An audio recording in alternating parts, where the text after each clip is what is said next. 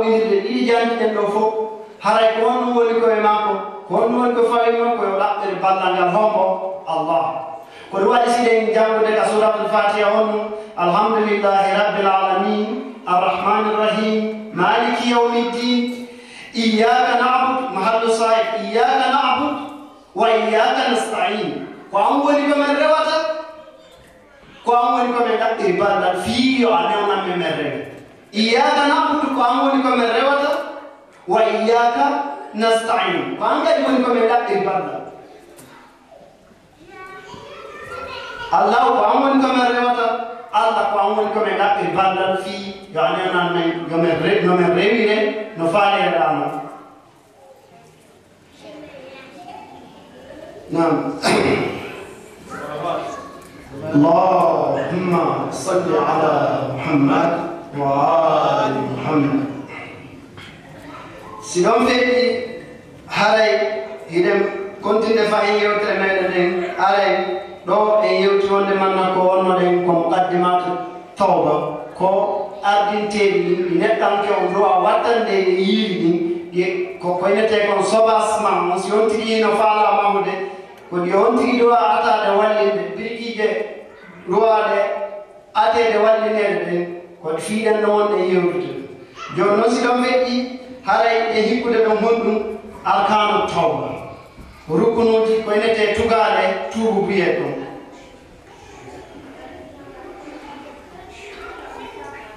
nam sallu ala muhammadin wa ali muhammad اللهم صل على محمد وآل محمد قال الله سبحانه وتعالى في محكم كتابه العظيم إنما التوبة على الله للذين يعملون السوء بجهالة آية ما جامد من الله والمنغالي وآية من نتوب به ونقواتي وبهم بهود كبوني حركوا يمجر من بهود refti be tuba ko badi harabe nettinal tububi ariye fahim ko inete ko gissa e filla e nedanke ko mawbe be tawi paybum hino wulla harako fata beni suka ko baba ko no na wulde paybum ni yehi ka amen mi konki ba fangal yumange be uditana lamba fan mi etiquette info be fo jeji be jabal mabbe ini su arme ya mi fatta ma mi jeja ndara se jaba mabbe ya be tapi ba fangal ko be tonde uditi be jongal ni su paybum nende pay ko ngi sukaw monata do fi honno passé mi waji ko mi hadi ko ala jabde mi ni mo taw fi joyda dum da wadi take kala le mi hadi mo ko kala ko mi ni mo taw wadi ko no tum woni wanda bay simi hala ni mo jabata menen ka galle do meden jogi ko en te kon loi o loi do bay tum ko pay ko wada respect de loi alors ko wata wonde ka galle joni si tawi pay konko ina wawi windude si aɗo bonde mana siko jaɓi ɗum no wonde mana ko wattata hara yii ko wawi naɓude mawɓe ɓe lamdi pay konko inni ko wattata mawɓe ɓe windi ɓe seeni ko waɗi tum mawɓe ɓay ɓe yalti ɗon ɓe miijiti ɓe wulli ɓuri ko pay konko wullayno ko ɓenni e nenon joni si mi kalkini hoore am e ɗi piiji ɗi mi yeddi Allah fof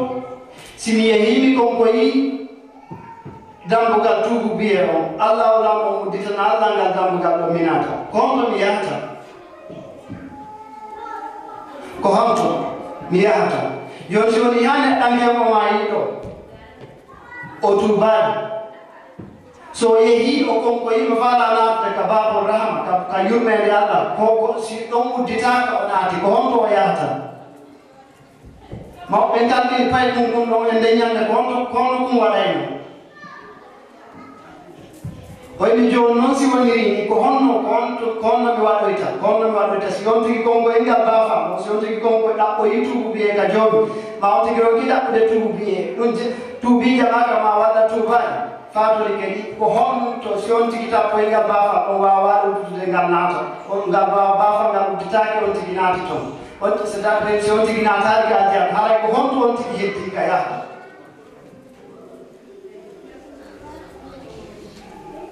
alors mawɓe ɓe bojji haa heewi ɓe yiltiti e hoore maɓɓe ɓe tuubi ɓe ɓeydi tuubude ka joomi ɓe ɗaɓɓi yo Allah walan ɗon yaafoɓe enen kadi en toriki yo Allah walan ɗon o yaafo en o yaafano en adi ɓe meeɗen e sakkitiɓe men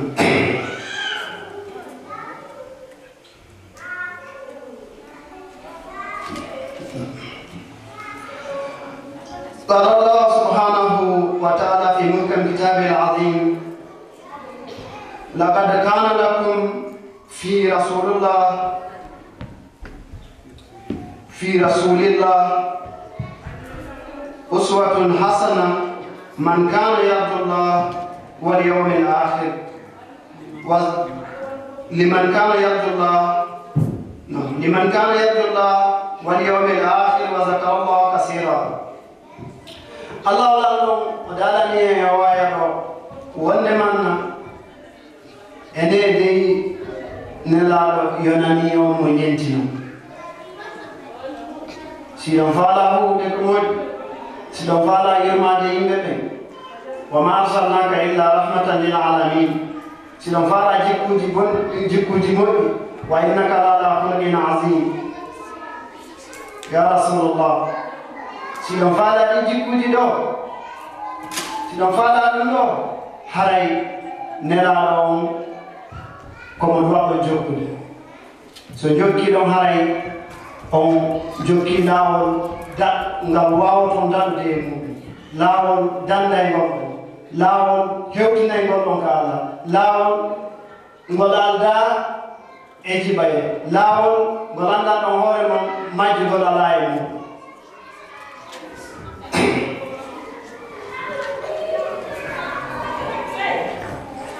filama eyoga filama wonde manna ala e jiyaɗo yeddowo Allah ka hoore leydi ɗo si wona leydi ndin ɗaɓɓay dungaye ka Allah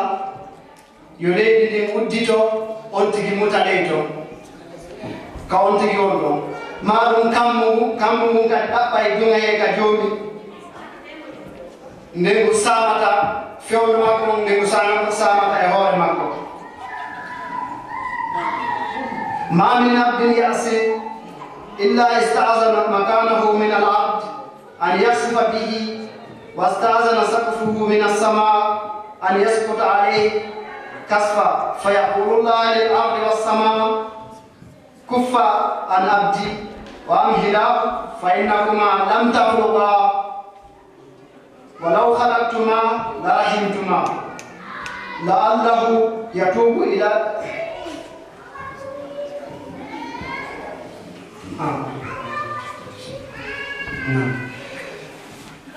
on siwana leydi ndin ka wontigi yeddi Allah ɗon haray ni ɗaɓɓay dungaye ka joomi si udditotono neɗɗanke o muta toon yedduɗo o muta toon ma kammu ngu ɗaɓɓay dungaye ka joomi wonde manna si taƴay ɗum sama e hoore won tigi Allah walan ɗon daala yurmeni muɗum ndi sele jiyaɗo walan mum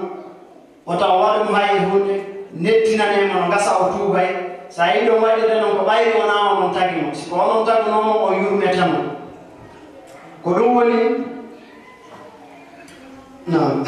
ko ɗum woni e daano joomi inna allaha yumsiku السماوات والأرض أن تزولا ولئن زالتا إن أمسكهما من أحد من بعده كسورة الفاتح وندمنا إيدو هونو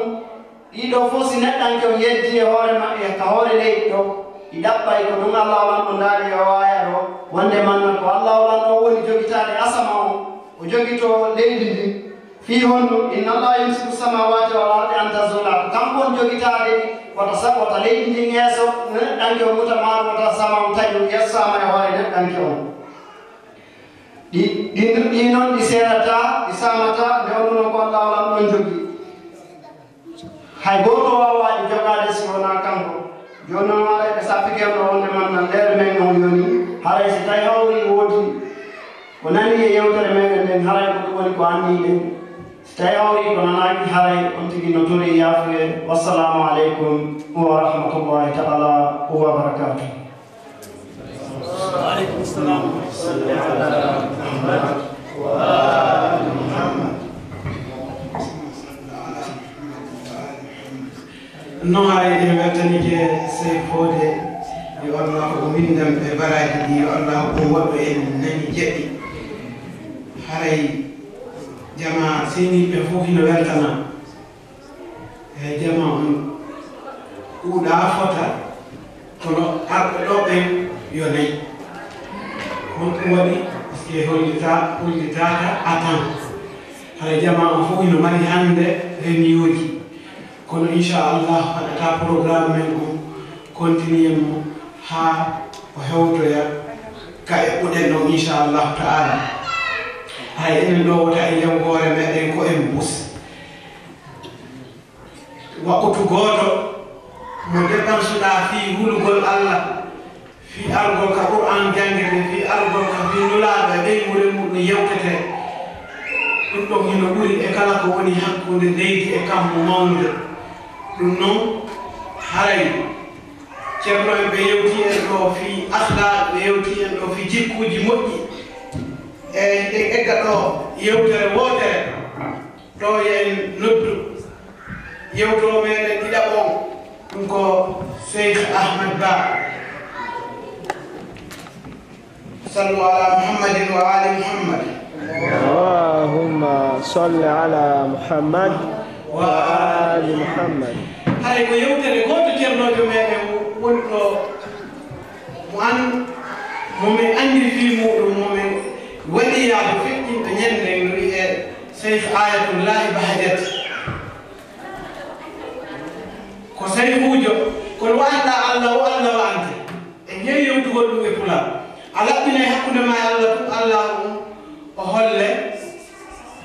piiji ɗi asikano a yeehi kala ko goɗɗo faɗina haray ko kanko woni ella faɗɗingol mugol Cheikh Ayatullahi Bahajat heewi e l'école ɓe makko ɓure arañoɓe ga lawol ɓe yewta probléme ji maɓɓe personnel gurdaji maɓɓe